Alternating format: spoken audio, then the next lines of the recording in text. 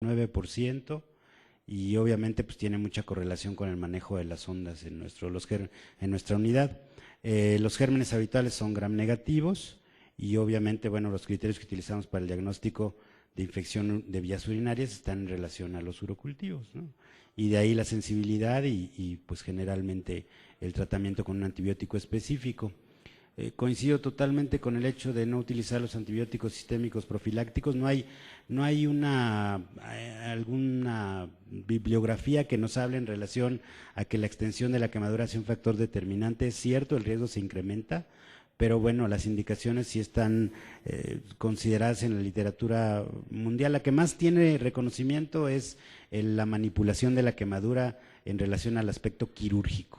Es decir, si un paciente ha sido manipulado, es decir, sometido a un procedimiento quirúrgico antes, durante o después, pues requiere antibiótico porque finalmente va a haber bacteremia y seguramente sepsis.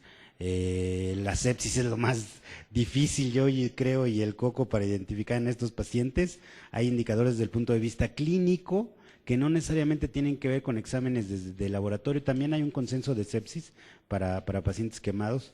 Rápido, le da mucho valor el consenso a la plaquetopenia, le da mucho valor a la hiperglicemia, le da valor a la tolerancia a la vía oral en el paciente, o vómito o diarrea, y los datos clínicos que ya conocemos, que son taquicardia, polipnea y fiebre, que para el consenso consideran que es más de 39 grados centígrados. Y pues como dijo el doctor, depende de cada unidad. En nuestra unidad, afortunadamente igual contamos con un servicio de infectología, y el último consenso que se hizo, la tasa había sido del 27% hace 5 años y se redujo del 3 al 5%. Y como decía el doctor Francisco, al final de cuentas la idea es mantener esas guías y siempre de acuerdo a cada unidad, porque cada unidad tiene sus pues bacterias y su resistencia, y sobre todo que la medida de lavarse las manos ha reducido realmente importante esa tasa en nuestro hospital. Muchas gracias. Bueno, claro, sin embargo, sin duda alguna, pues el lavado de manos pues ha traído una disminución en las infecciones nosocomiales pues de una manera pues muy importante. Pasando a otra pregunta, pues bueno, muchas veces pues cuando nosotros estamos en un hospital de tercer nivel o un hospital de alta especialidad, pues es fácil a veces tener ciertas mediciones, pero hablando específicamente de lo que es el hipermetabolismo o la catabolia a la que está sometido el paciente quemado, y cuando no tenemos pues algunos recursos, pero sabemos nosotros que tenemos que iniciar la nutrición parenteral, ¿qué es lo que nosotros podemos recomendar? Porque generalmente, bueno, lo que nos recomienda la literatura pues es que las relaciones calórico-proteicas o calórico-no proteicas pues sean de 1 a 40 y de 1 a 200, 150 respectivamente, pero ¿cómo podríamos iniciarlo de una manera si no tenemos nosotros con exactitud saber en qué estado de hipermetabolismo está nuestro paciente?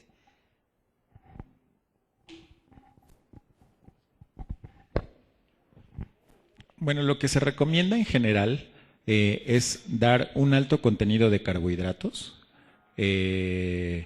aproximadamente 60, algunos recomiendan al 70%, y un bajo contenido de lípidos que se ha visto que puede favorecer la respuesta inflamatoria y la infiltración grasa hepática. Creo que también vale la pena mencionar en la literatura, en nuestro centro y en la literatura, al menos está reportado que no tenemos una alta tasa de utilización de nutrición parenteral. Nosotros vemos desde pacientes a lo mejor del 15% o 10% en ocasiones, hasta 40, 60% hemos llegado a tener en nuestro centro. Nos hemos tenido que ver en la necesidad de utilizar nutrición parenteral en muy pocas ocasiones. Lo recomendable es, siempre que podamos utilizar el tubo digestivo, utilizar el tracto digestivo por el beneficio que ofrece y por el menor riesgo de complicaciones que tenemos al utilizar la nutrición parenteral, ¿no? Entonces, en general, un alto contenido de carbohidratos, aproximadamente, sí, lo que reporta la literatura es que los niños que tienen quemaduras requieren un poco más de aporte de proteínas, que se va hasta 4 gramos por kilo en general, con bajo contenido de lípidos. Y tal vez pueda ser de ayuda los balances nitrogenados, ¿no? Y la utilización de las fórmulas factoriales cuando no hay otra posibilidad, pues yo creo que también es muy útil. Y tratar de no sobrealimentar al paciente, porque al final de cuentas esto, aunque tenga pérdidas proteicas importantes, esto no beneficia en nada al niño. Bueno, muchas gracias. Dentro del esquema de reanimación hídrica, pues bueno, lo más importante pues es evitar pues que el paciente pues nos caiga pues en un choque hipovolémico. Existen pues, como ya sabemos, varias fórmulas o varios esquemas para rehidratar, para hidratar al paciente quemado, y sin embargo pues yo creo que todos son eficaces y debemos utilizar pues el que más estemos acostumbrados a utilizar y que conozcamos. Pero sin embargo, pues finalmente el que nos va a dictar si lo estamos reanimando de una manera adecuada, pues es el paciente. Entonces, de una manera sencilla y para nuestro auditorio y a lo mejor para los lugares donde pues no tenemos o no tienen una unidad de terapia intensiva o una monitorización de algunas variables, ¿qué parámetros nosotros podemos tomar para saber que nuestra reanimación hídrica o que nuestro esquema que nosotros planteamos para este paciente nos está ayudando y nos está siendo útil? Y no necesitamos, pues, a lo mejor pasar alguna carga más. Doctor Ramiro. Pues yo creo que así la clínica sí juega un papel muy preponderante en estos pacientes. La evaluación de los volúmenes urinarios es fundamental, ya lo habíamos comentado. Por ejemplo, y hablando de niños, pues de repente hablamos de adolescentes también, porque son niños de acuerdo a la norma oficial mexicana. Pero en un adolescente que ya pesa 70 kilos y mide 1,70 de estatura, pues a lo mejor no va a orinar 1.5 mililitros por kilo por hora, tal vez él con que orine 0.5 o 1 mililitro por kilo por hora es más que suficiente. Y en otros niños más pequeños, preescolares, que son la mayor parte de los pacientes que tenemos, que el promedio de edad del grupo más grande que vemos nosotros son 2 años y medio, 3 años, esos sí tienen que orinar 1.5 mililitros por kilo.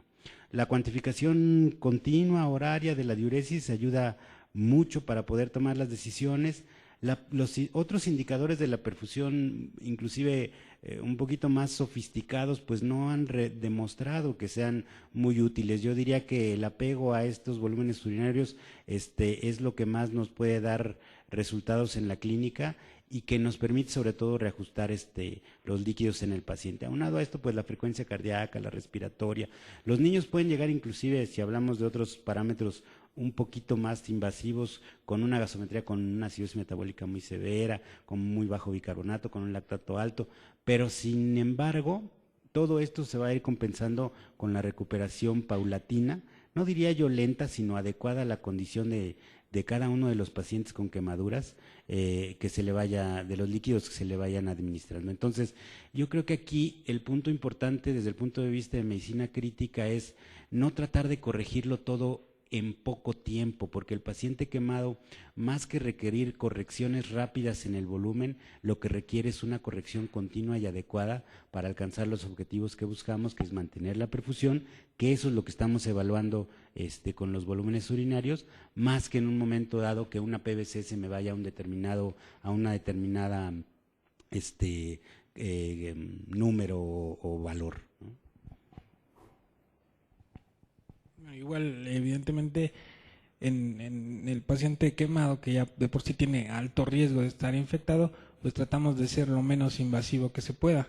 Reservamos tal vez más dispositivos para los pacientes con quemaduras más extensas o que vienen en un estado muy crítico, por lo tanto, pues sí, la forma de medir la adecuada reanimación hídrica pues se basa en constantes vitales. Como bien dice el doctor, pues la uresis es siempre, se ha caracterizado, o es típicamente el factor que nos está determinando si vamos por buen camino, por mal camino, y bueno, en particular nosotros sí damos un monitoreo gasométrico, no con la intención de recuperar el bicarbonato rápido, sino exactamente como un factor que nos está indicando que vamos por buena reanimación, sabiendo que la perpetuidad o el mantener bicarbonatos bajos allá para los quirúrgicos pues va favoreciendo la profundización de las quemaduras. Por eso es que damos un monitoreo también al bicarbonato, ¿no?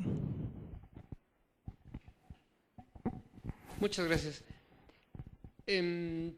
Sabemos que todas las guías de manejo que se utilizan pues en los hospitales pues siempre van de la mano pues muchas veces de nuestros recursos. Entonces, una de las preguntas que nos hacen de uno de los hospitales, del Hospital de Texcoco, es que nos dicen pues bueno, que si existe una normatividad para el tratamiento del paciente quemado. Pues evidentemente pues sí existen normatividades, ¿no?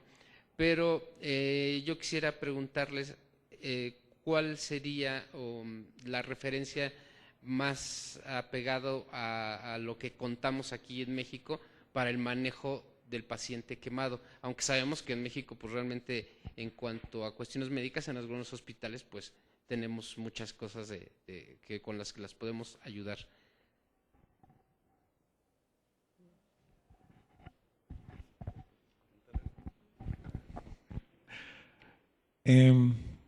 Bueno, ahorita con esta pregunta quisiera retomar un poquito la anterior. Me gustaría comentar, por ejemplo, que la guía que ya comentó aquí el doctor incluso divide a los pacientes, ¿no? En los que pesan menos de 30 kilos y los que pesan más de 30 kilos. Te dice, no hay duda, pues, el mejor marcador de una adecuada perfusión en general es la uresis de los pacientes, ¿no? No hay otra, digamos, opción que nos vaya a proporcionar una mejor visión de qué tanto le falta o le sobra a mi paciente en cuanto a la reanimación. Siempre, o es muy frecuente que una de las preguntas comunes es ¿cuál es la fórmula que debo de utilizar en el paciente, ¿no? Yo que no estoy acostumbrado a ver quemados, que ocasionalmente me llega uno, probablemente urgencias, a lo mejor muy rara vez me llega al hospital y es el sitio de primer contacto. ¿Cuál es la mejor fórmula de restitución hídrica que debo de utilizar o que más beneficio me va a proporcionar a los pacientes quemados? Literalmente la guía nos arroja el resultado de que cualquier fórmula de restitución hídrica, cualquier fórmula, cualquier cálculo, nos va a servir únicamente para estimar cuántos líquidos necesita el paciente. Pero quien en realidad me va a decir cuánto líquido le tengo que poner es el paciente, cómo, qué tanto está orinando. Yo le puedo calcular la fórmula, como dijo el doctor, a la que yo estoy más acostumbrado a usar, la que más me gusta, la que me enseñaron en mi rotación en Estados Unidos, la que me enseñaron aquí en México, etcétera. Sin embargo, la mejor opción siempre será la que me dé una adecuada uresis y una estabilidad hemodinámica en mi paciente. Si mi paciente está orinando menos, tendré que incrementar los líquidos. Si mi paciente está orinando mucho, tendré que bajar el aporte de líquidos. Y finalmente la fórmula no es tan cuadrada, me tendrá únicamente que orientar a cuántos líquidos tengo que poner y qué tanto le hace falta de volumen al paciente. Bien,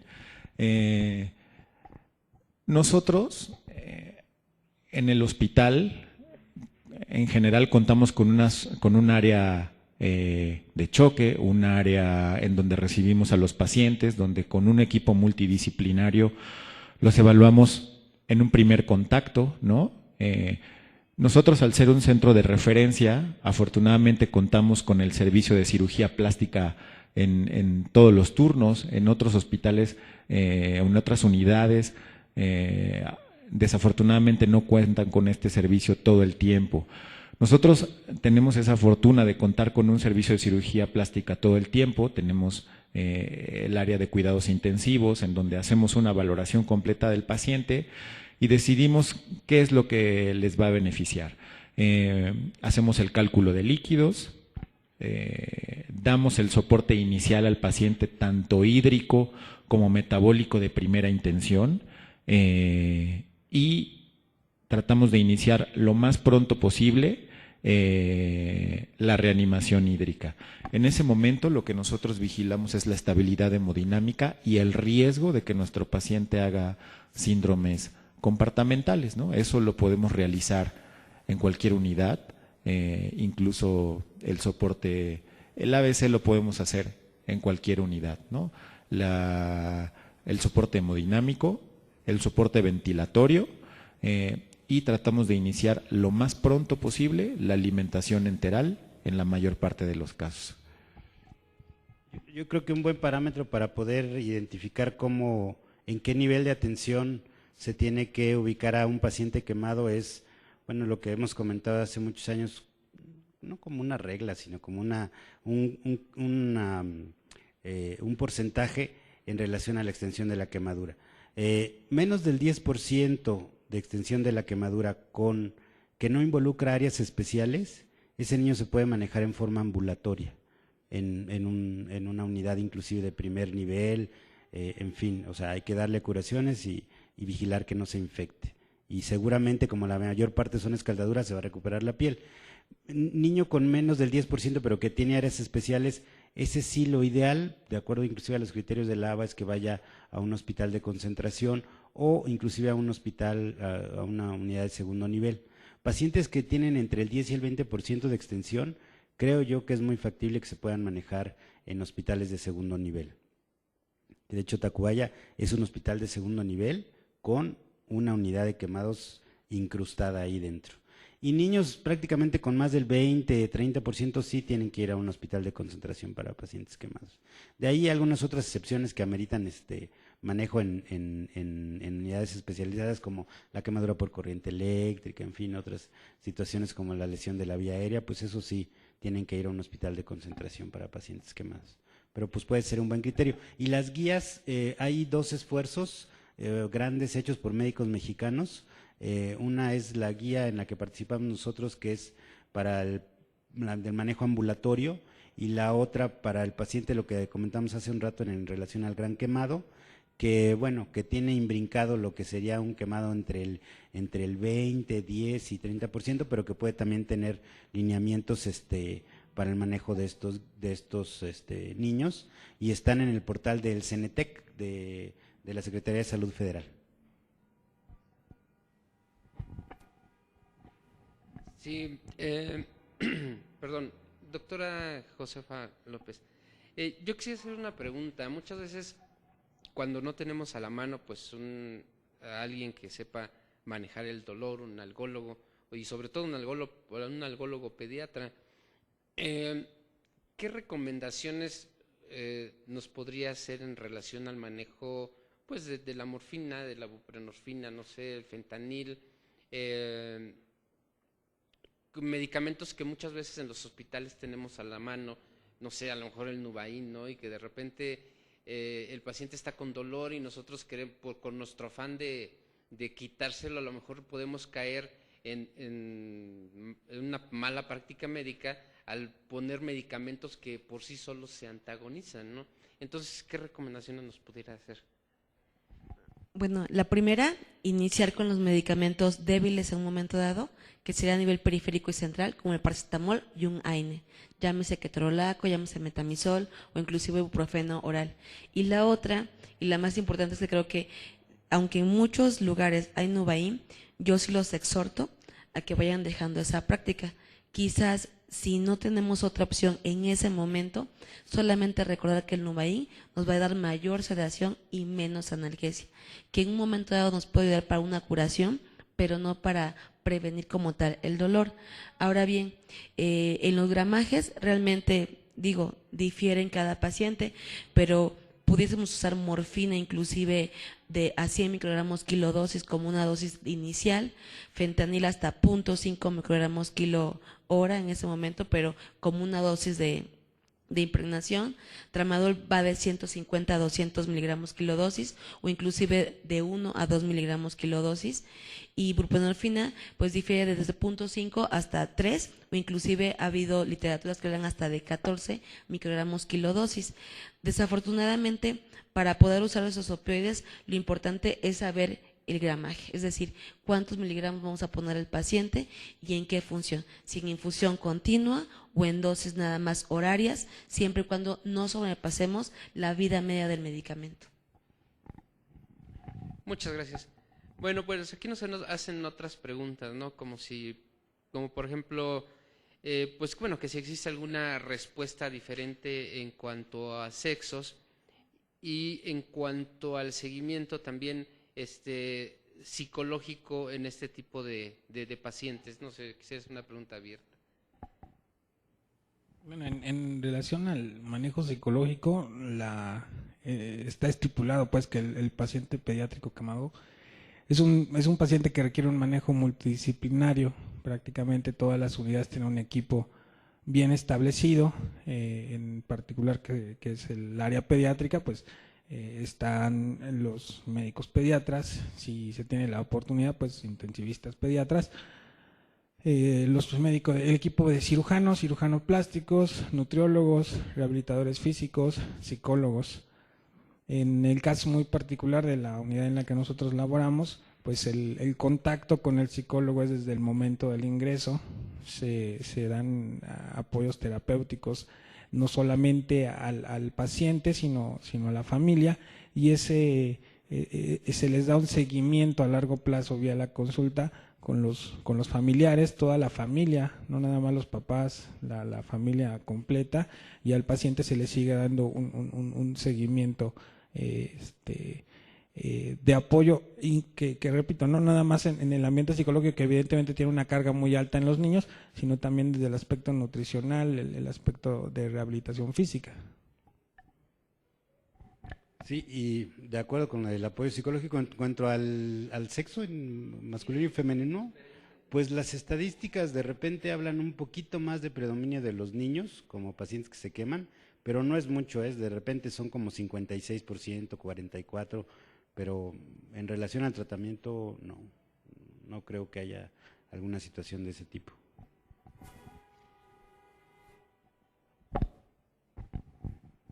Sí, doctor Alfredo, mire, yo quisiera aprovechar pues su presencia aquí, ya que viene pues, del Centro de Investigación para la Atención al Paciente Quemado, y no sé, formular una pregunta como tal, en este momento se me dificulta, pero ¿hacia dónde va o qué líneas de investigación hay en cuanto al paciente quemado, en cuanto a su recuperación, en cuanto a nuevas estrategias para disminuir pues la mortalidad en el paciente quemado o en su calidad de vida?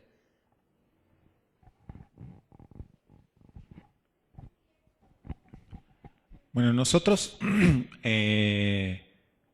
en el centro contamos con un área específica para investigación, en el cual se hacen investigación con cultivo de tejidos, investigación celular, fibroblastos, ¿no? Es un área en donde se está incluso tratando de generar pues mayor recurso humano, ¿no? Algunos compañeros del hospital están en las maestrías, tenemos, si no mal recuerdo, 1 o 2 que están en doctorado. Entonces, la línea de investigación, hay líneas de investigación con incluso apósitos, ¿no? Con algunos apósitos sintéticos, para ver qué tanta mejoría en realidad proporcionan algunos de los apósitos, comparándolos entre sí, ¿no? Algunos que contienen plata, algunos que provienen únicamente de de fibroblastos, etcétera. En general, la tendencia mundial, digamos, es la investigación hacia la excisión temprana y hacia el cierre de la quemadura con diferentes tipos de tejidos, ¿no? Nosotros tenemos la oportunidad de contar con un banco de piel y tejidos en el hospital que nos proporciona piel de cadáver para poder cubrir a los pacientes y tratar de disminuirles la morbimortalidad. La gran complicación que tenemos y que es una gran limitante seguramente a nivel nacional en nuestro país es la donación de la piel, ¿no? Porque tenemos muy pocas donaciones, ¿no? El banco tiene a veces dificultades en podernos proporcionar este tejido para cubrir a los pacientes, en el caso de los cirujanos plásticos, pero bueno, eso es lo que se pretende, ¿no? Generar investigación, no solamente la cuestión asistencial.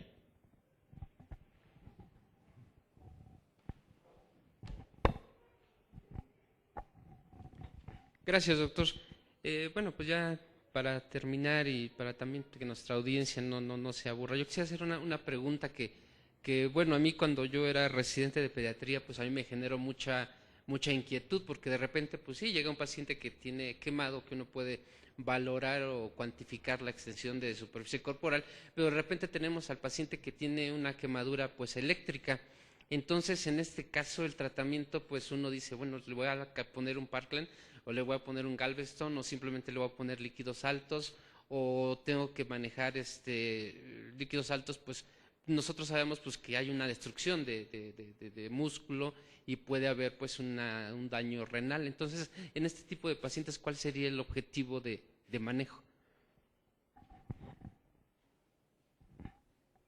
Sí, bueno, yo creo que aquí también habría que clasificar qué tipo de lesión por corriente eléctrica. Desde el punto de vista del mecanismo de lesión, básicamente existe la que se llama por puntos de contacto, que tiene lesiones muy profundas, circunscritas, evidentes, pero que involucran únicamente la piel, pero que pueden tener paso de la corriente eléctrica a otros tejidos y por lo tanto destrucción celular también y compromiso a nivel de la pérdida de líquidos.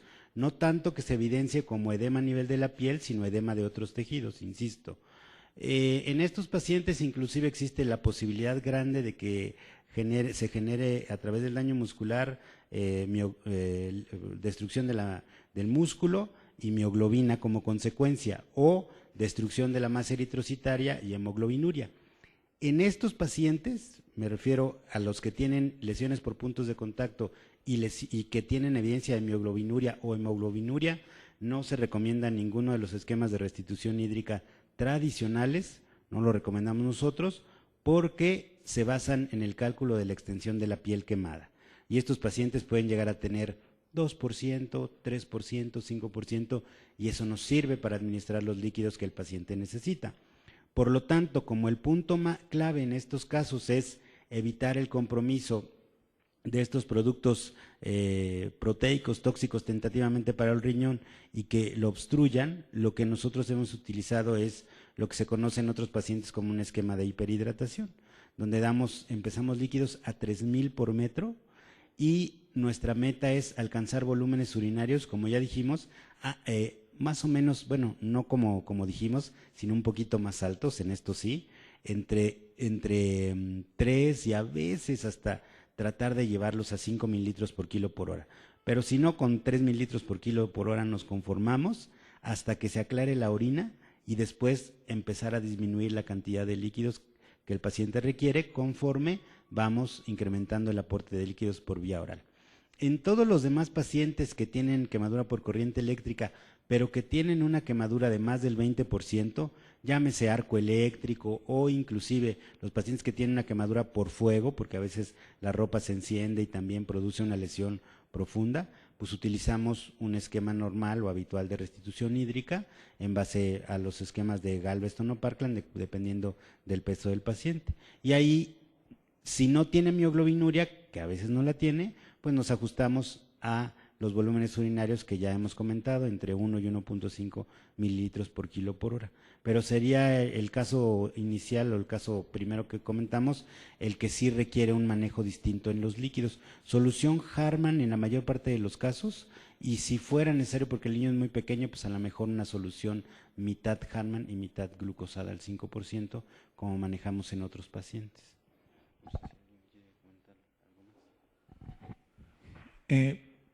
Incluso con relación a la pregunta anterior, ¿no? En el área de cuidados intensivos, en conjunto con cirugía plástica, nosotros realizamos pues, una revisión de los casos que habíamos tenido en el hospital en los primeros pues, 2 años, 3 años de funcionamiento, sobre lesiones eléctricas, ¿no? Y esquema de hiperhidratación que recomiendan en la literatura mundial viene derivado de pacientes en los que también hay rhabdomiólisis secundaria a lesiones por aplastamiento, ¿no? Sobre todo en donde se empezó a generar esta experiencia en pacientes que estuvieron involucrados en terremotos, temblores y que tuvieron este tipo de lesiones. No hay una fórmula como tal que podamos utilizar, se recomienda una restitución hídrica agresiva.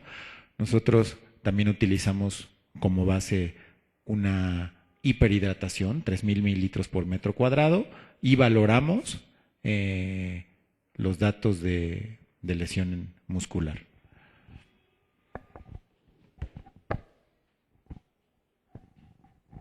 Bueno, sin lugar a duda, pues el manejo del paciente quemado, como lo comentábamos hace un momento, pues sí, es totalmente extenso y podríamos pasarnos pues mucho tiempo, ¿no? Preguntando y actualizándonos acerca de lo que se está haciendo actualmente pues en México o en las unidades o en los centros que atienden a pacientes quemados. Brevemente quisiera pedirles pues nada más una conclusión a nuestros ponentes.